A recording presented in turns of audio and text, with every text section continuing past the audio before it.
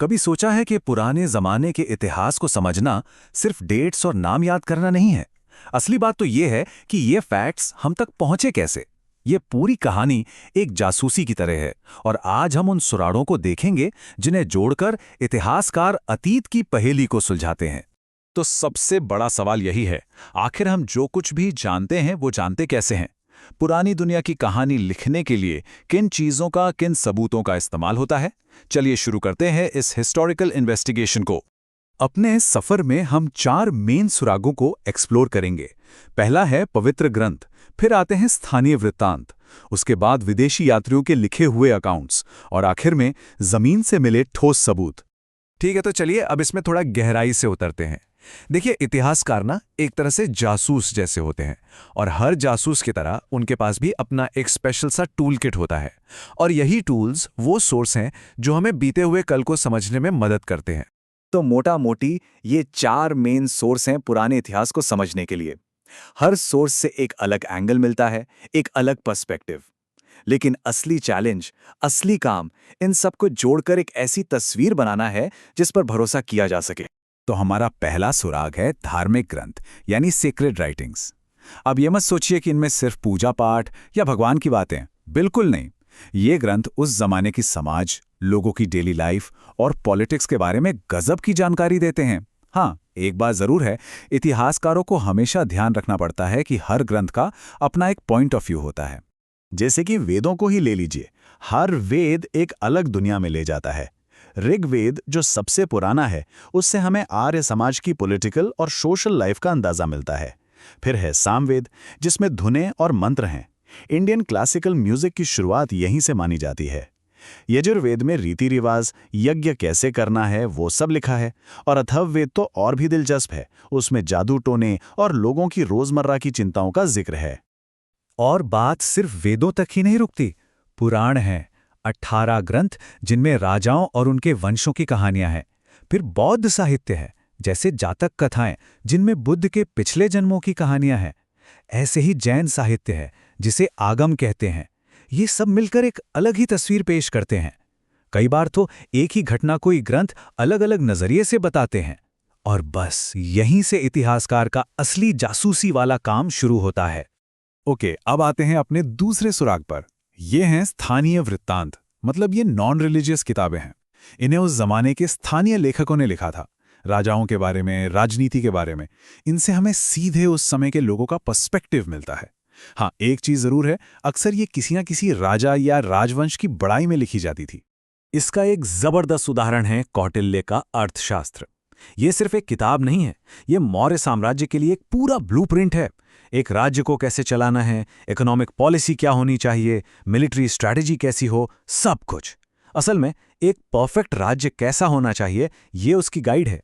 और अर्थशास्त्र का कोर प्रिंसिपल देखिए, प्रजा के सुख में ही राजा का सुख है, उनके कल्याण में ही उसका कल्याण है।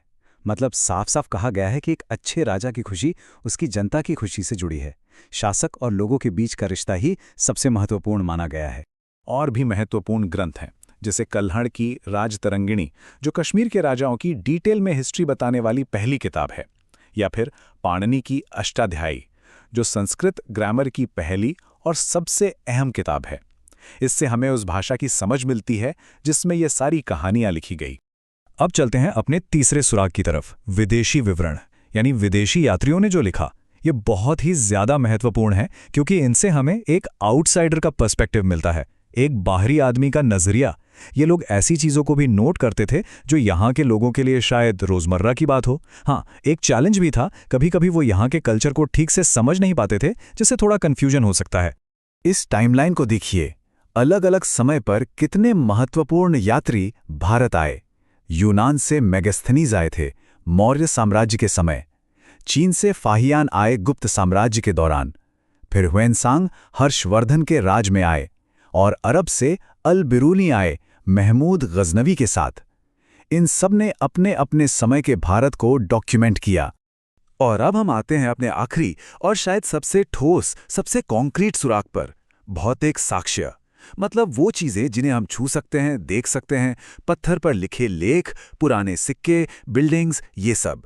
ये सीधे अतीत से आई हुई चीजें हैं। लेकिन इनका मतलब क्या है उसे डिकोड करना भी एक मुश्किल काम है। जरा शिलालेखों के बारे में सोचिए, पत्थरों पर लिखी हुई बातें। ये कोई मामूली चीज नहीं है। ये ऑफिशियल रिकॉर्ड्स थे, राजाओं के फरमान थे, जीत की निशानियां थीं, जो हजारों साल से वैसी की वैसी हैं। एक तरह से ये हमें अतीत से डायरेक्ट बात करने का मौका देती हैं। तो आखिर ये शिलालेख बताते क्या हैं? बहुत कुछ। हाथी गुम्फा शिलालेख में पहली बार भारतवर्ष नाम का जिक्र मिलता है। सोचकर देखिए, एरन शिलालेख से हमें सती प्रथा का सबसे पुराना रिकॉर्डेड सबूत मिलता है, और इलाहाबाद का स्तंभ तो समुद्रगुप्त की मिलिट्री जीतों की पूरी कहानी सुनाता है। अच्छा, अब जरा सिक्कों पर नजर डालते हैं। एक छोटा सा मेटल का टुकड़ा, यह हमें इतिहास के बारे में क्या बता सकता है? जरा सोचिए, शायद हमारी सोच से कहीं ज्यादा। एक अकेला सिक्का पूरी सोसाइटी की कहानी बता सकता है। कैसे? देखिए, वो किस मेटल का है उससे इकोनॉमी का पता चलता है, उस पर किसकी तस्वीर या नाम है उससे उस वक्त के शासक का पता चलता है, उसकी डिजाइन, उसकी नक्काशी का स्टाइल उस दौर की कला के बारे में बताता है। अगर देवी देवता बने हैं तो लोगों के धर्म का अंदाजा होता है। और सबसे महत्वपूर्ण, वो सिक्का मिला कहाँ है, इससे उस जगह के ट्रेड रूट्स के बारे में पता चलता है। एक छोटा सा सिक्का और इतनी सारी इंफॉर्मेशन। तो अब हमारे पास ये चारों सुराग हैं: पवित्र ग्रंथ, स्थानीय वृत्तांत, विदेशी विवरण और भौतिक साक्ष्य। लेकिन याद रखिए, इनमें से कोई भी एक अकेला पूरी कहानी नहीं बताता। एक इतिहासकार की असली स्किल, उनका असली काम इन सब सोर्स को एक साथ रखकर क्रॉस चेक करके एक पूरी तस्वीर बनाने में है। और यही सबसे महत्वपूर्ण बात है। इतिहास सिर्फ फैक्ट्स की एक लिस्ट नहीं है जिसे हम याद कर लें। ये एक प्रोसेस है, एक इन्वेस्टिगेशन है जो हमेशा चलती रहती है।